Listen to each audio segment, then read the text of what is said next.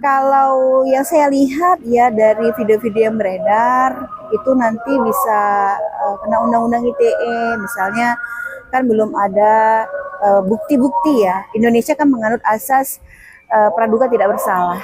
Jadi seorang itu dinyatakan tidak boleh dinyatakan bersalah sebelum ada putusan hakim yang berkekuatan hukum tetap ya, yang menyatakan bahwa seseorang itu bersalah.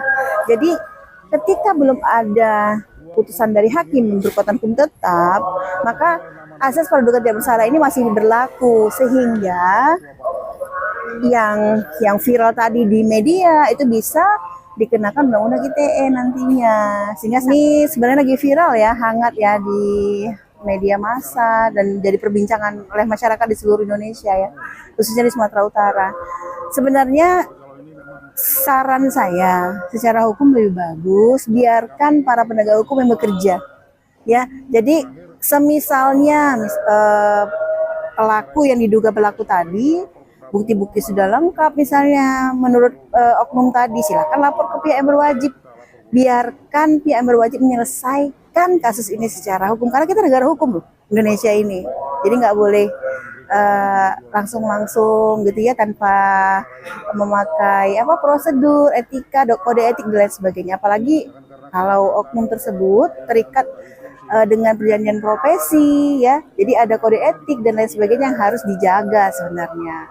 Kemudian ikuti aja hukum acara pidana di Indonesia, itu lebih baik karena nanti kita ini menjadi contoh ya bagi masyarakat, apalagi kalau kita yang tadi profesi itu tentu dilihat oleh masyarakat apa yang kita lakukan dan dicontoh oleh seluruh masyarakat Indonesia khususnya di Sumatera Utara. Jadi alangkah lebih baik, saran saya, ayo segera selesaikan dengan jalur hukum saja, tidak usah seperti itu.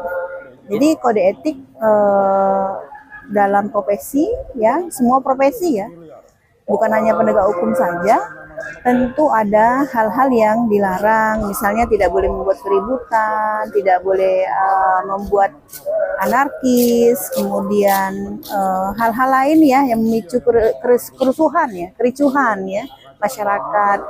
Itu kan tidak boleh, bukan hanya para penegak hukum tapi seluruh profesi ya.